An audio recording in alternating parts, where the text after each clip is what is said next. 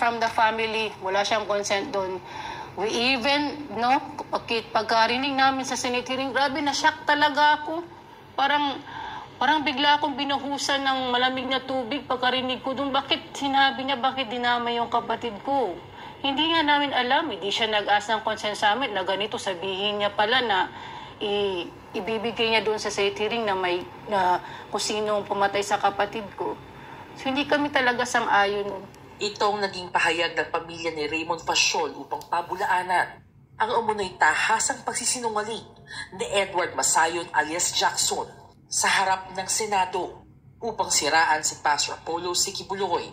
Ayon sa pamilya ng namayapang biktima, ni sumagi man sa kanilang isip ay hindi nila naisip na may kinalaman si Pastor Apollo sa nangyari sa kanilang pamilya, taliwas sa mga sinasabi ni Masayon. Yung gusto ko lang talang ipaparating yung sa narinig ko ngayon bago lang na Senate hearing, no. Yung isang witness doon, nangangalang Edward Masayon, sabi niya na yung kapatid ko, pangalan ng kapatid ko pala Raymond Faciol, yun yung pangalan niya, and he died June 30, 2019. So, for me and my family, it was very tragic, no. Grabe talaga yung pangyayaring yun. And then, throughout the investigation, wala kami nakita na solid evidence at hindi namin alam talaga kung sino ang nagpapatay sa kapatid ko. But nung nandun kami, sabi ng isang pulis doon, nang dahil maraming tama, kasi yung kapatid ko marami siyang tama ng gunshots para malaman nyo lang. So may ibig sabihin nun na yung pumatay sa kanya, parang meron talaga siya hinanakit or grudge sa kapatid ko. Kaya posibleng magagawa yun ni Pastor Edward Masayon. Sana isipin mo na ginagawa mo. Sana isipin mo muna kasi it seems to me that you are very on the edge of your decision that there's no point of turning back. Parang ginagawa mo lahat para lang idagdag ba, isira doon kay Pastor. Pero for me kasi hindi talaga kami nag-agree. Me and with my family, no? Ayon kay IC Faciol, siya at ang kanyang pamilya ay hindi sang-ayon sa mga naging pahayag ni Edward Masayon at wala itong karapatan na magsalita ukol sa pagkamatay ng kanyang kapatid. Hindi ako talaga sang-ayon dun sa sinasabi ni Edward Masayon sa Senate hearing. Hindi ako sang-ayon. Kita mo nga, di ba? Imagine, June 30, 2019, namatay yung kapatid ko. Doon pa nga sa funeral, wala nga siya doon eh. Tapos bigla siya maghahanap ng hustisya. Bigla nga yung 2024. Diba? Nagkapag-decide kami ng family ko na we have to keep silent since we don't have evidence kung sino talagang pumatay sa kapatid ko. So, because we think that's the right thing to do.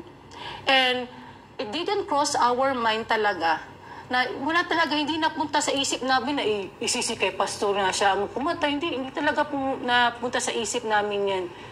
Taong 1990s o grade 1 pa lamang si IC nang mapasailalim siya kasama ng kanyang pamilya sa pangangalaga ni Pastor Apollo hanggang sa ito'y makapagtapos ng kanyang pag-aaral at ayon dito itinuring silang kapamilya ni Pastor Apollo.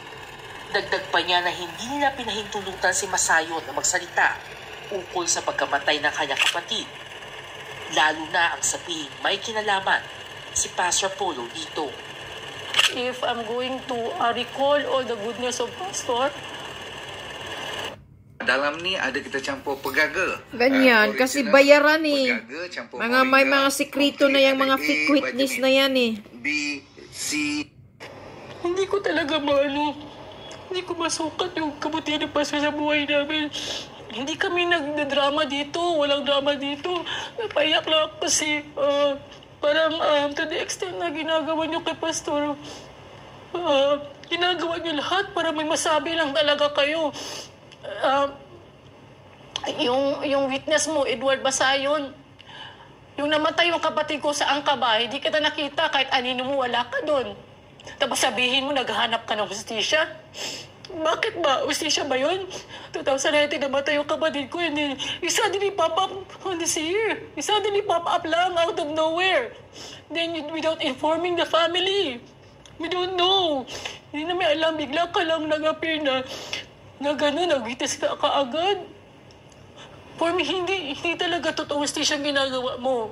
Nagdadagdag ka lang na para i-accuse mo si Pastor. Nung una, nung first appearance mo sa Senate hearing, galit na galit talaga ako sa'yo, sa totoo lang. Pero ngayon, ina-expect ko rin na sabihin mo yun kasi parang consistent na talaga ba? Ginagawa mong consistent na yung sinasabi mo kasi siguro nga, dahil wala ka nang magawa, nasalita mo na hanggang ngayon, sinabi pa rin. O diba, consistent ka talaga, consistent sa pagsisinungaling. O diba? Ang sabi ko lang sa'yo, sana may karoon ka rin ng kakaroon kahit konti na konsensya sa sarili mo. Kasi kahit saan tayo magpunta wala ka talaga ebidensya kung si Pastor talaga nagpapatay sa kapatid ko. Kung meron man may gustong hostisya, kami talaga yun. Dapat kami yung nauuna, pamilya kami. You're not even part of the family. Who are you to say that? Correct. O diba? Ang gusto ko lang, sana mabigyan ng magandang, kung gusto mo ng hostisya ng maayos, sana nagbigay ka ng mga solid evidence talaga ng katulad ng sinasabi mo dyan sa Senate hearing. Samantala nakiusap din ang ina nito na itigil na ang paggamit sa kanilang anak para sa mga kasinungalingan at sariling interes. Masakit kasi galing kami sa loob. Masakit sa amin. Masakit sa amin, nakikita namin yung mahal namin pastor na sa loob ng kulungan. Masakit. Siyempre, pero wala man kaming magawa. That's the process. Sakit. Ang itinuro ni pastor sa amin, paano buhayin ang kaluluwa. Hindi paano magpatay. Hindi, love ang talang tinuturo ni pastor sa amin. Walang tinuro sa amin si pastor, paano pumatay ng tao, wala. Hindi. 100% hindi kami naniniwala. Masayon, kung galit ka man kay pastor, sana huwag mo na kaming idamay. Ikaw lang. Ay, hindi man kami galit kay pastor. Tayo pa ang nagkasala, tayo pang magalit kay pastor. Wala. Huwag mo na kaming idamay, please lang. Nahimik na yung anak namin. Kahit pa naman ungkatin mo yan, kahit ilang Raymond pandalahin mo, hindi na mabubuhay si Raymond. Patahimikin mo na, please lang. Huwag mo na idamay sa kasinungalingan. Please lang. Buti kung magkasama kayo ni Raymond, di man kayo magkasama. Matapang ding hinamon ng ama ni Raymond si Masayon. Ayon kay Dido Fasyon, walang consent at hindi na pinahintulutan ang mga inilabas nitong kasinungalingan. Napakasakit po kung tustusin, iisipin kasi wala siyang pahintulot sa akin, sa aming pamilya bilang ama o ina ni Raymond na pinatay. At inuungkat niya at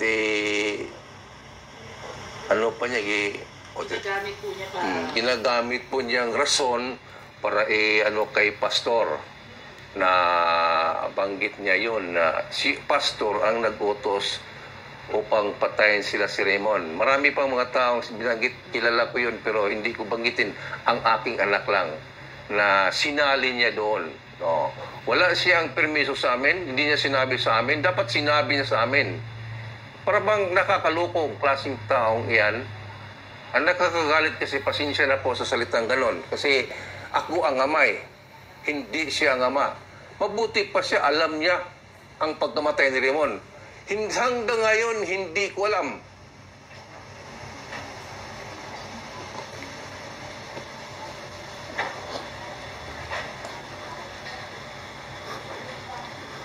Matay ang anak namin. Walang hustisya hanggang ngayon, pero ulit namin sinisisi pastor.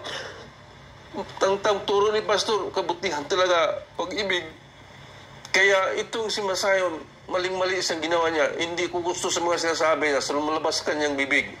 Gusto ko sana ipakain sa kanya yon. Hindi ganun ba? Nakakainis ba? Nakakasakit lang.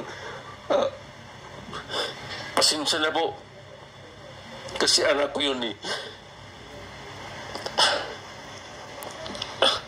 Kung nasarap ko lang ka, baka may tapol ko sa yung kamay ko sa inyo. Dapat huwag mo isaling anak ko. Pinagbintangan niyo pa si pastor. Napakabuting pastor. kinikilala namin si Pastor na naging ama namin sa pamagitan ng mga salita niya, pag-ibig talaga. Kahit na kung anong mga kalaban mo, ibigin pa rin. Pero sa mga sinasabing ganun ba na halos doon ibigay kang pastor ng mga napakasamang salita, hindi ganun. Ikaw masayon. Alam ko man kayo nga, tamad kayo sa kingdom. Yun masasabi ko. Nakikita kita doon, noon. Pero napakasakit pa nga. So kasi sabi mo na, isinali mo yung anak ko. Kung milanggit mo lang iba, wala na. Hindi na ako makiako doon. Ito sa anak ko personal ko yan. Oh, magsinungaling ka pa. Sinabi mo sa akin nga, oy Dindo, sabihin ko nga, si pastor nagpapatay sa anak ko. Although wala justisya ang pagkamatay ni Raymond, pero hindi kami nagkano kay pastor. Hindi ginawa ni pastor yon. Ang pagturo ni pastor, pag-ibig lang. Sa kabila ng pakiusap na huwag nang gamitin ng mayapang pasyon sa mga kasinungalingan at para siraan si Pastor Apollo, inihayag din ng pamilya na kalunus-sunos o naawa mga ito kay Masayon. Noong una, galit ako, pero ngayon naawa talaga ako sa iyo. Sana, panalangin ko talaga na sana mapag-isipan mo sana yung sinasabi ko. Possible talaga na kasinungalingan. Since na dinadamay mo yung kapatid ko, ibig sabihin, possible na all lies ang sinasabi mo. Yung nga, sa kapatid ko lang. Kaya nga. Basta lang sinabi mo doon, wala ka namang... Proof na yan na sinungaling yung si Masayon. Na-prepare na mga evidences. Possible na lies rin lahat ng sinasabi mo tungkol kay Pastor. So it was all only a false accusation. Walang katotohanan.